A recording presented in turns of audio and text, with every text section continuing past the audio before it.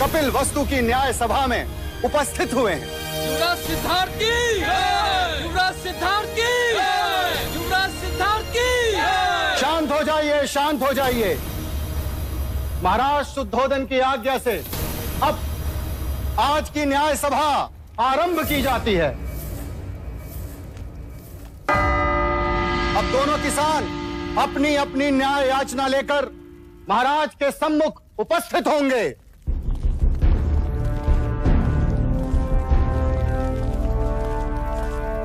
प्रणाम महाराज। क्या याचना है? महाराज, मेरी याचना इस कुशल के विरुद्ध है। इसने मुझसे पिछले वर्ष अनाज उधार लिया था, ये कहकर कि वो अनाज इस वर्ष मुझे लौटा देगा, मगर महाराज आज तक इसने वो अनाज मुझे लौटाया ही नहीं। कैसे लौटाऊं महाराज? पिछले 2 साल से उपज नष्ट हो रही है, इस साल भी कुछ हाथ नहीं लगा। ये असत्य बोल रहा है महाराज। आप चाहे तो अपने सिपाही से पूछ सकते हैं। जब सिपाही इसे लेने आया था उस समय भी ये अपने गेहूं को तेल लगाकर उसे बोरियों में भर रहा था।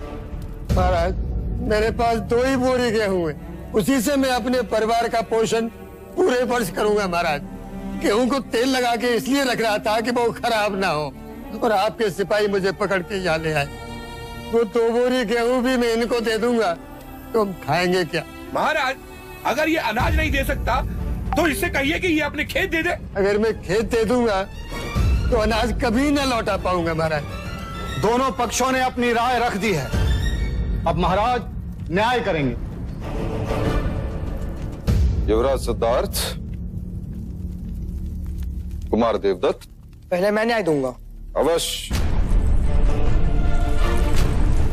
महाराज, मेरा मत है कि हम न्याय क्षत्रिय विधि से करें।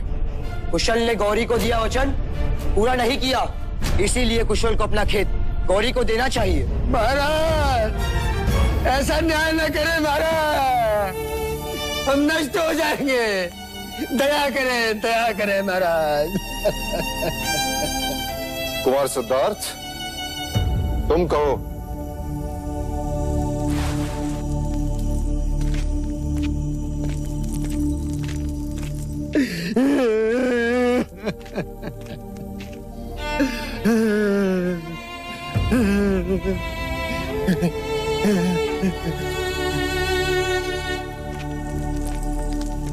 महाराज, यदि कुशल गौरी को गेहूं दे देगा तो अपने परिवार का पेट कैसे पालेगा? खेत दे देगा तो अनाज कहाँ से उगाएगा? और गौरी को उसका अनाज कहाँ से लौटाएगा? वैसे भी गौरी के पास अनाज का अभाव नहीं, इसलिए मुझे लगता है कि कुशल की अनाज लौटाने की अवधि बढ़ा दी जाए।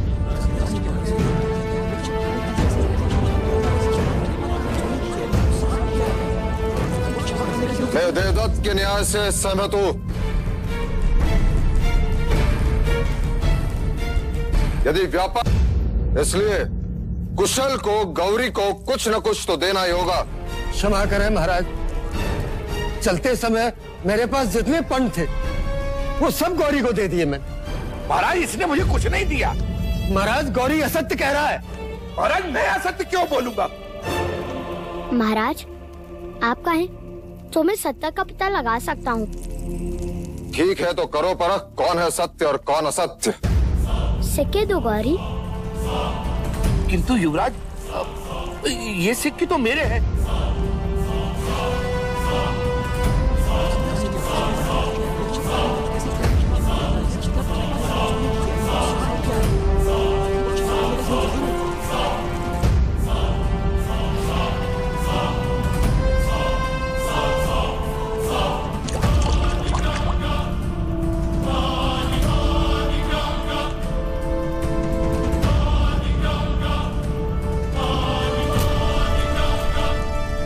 ये सिक्के कुशल के ही हैं। इस बात का क्या प्रमाण है कि ये सिक्के कुशल के ही हैं? क्योंकि जब कुशल ने सिक्के दिए तब वो गेहूं को तेल लगा रहा था और तेल सिक्कों पर लगा है।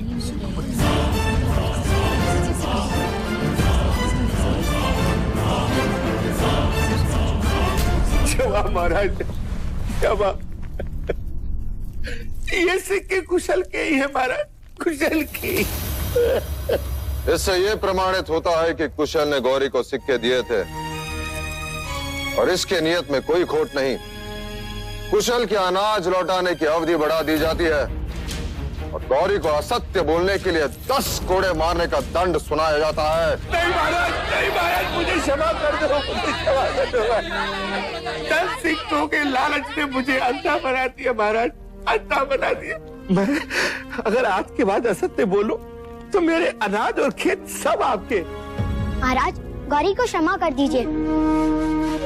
अब से वो कभी असत्य नहीं बोलेगा।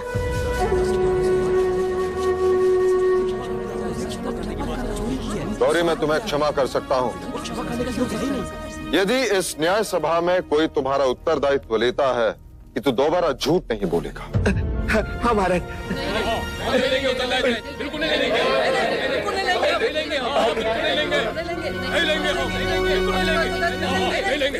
देखा गौरी, तुम्हारा उत्तरदायित्व लेने के लिए कोई तैयार नहीं, इसलिए तुम्हें 10 कोड़े मारने का दंड। महाराज, गौरी का उत्तरदायित्व मैं लेता हूँ।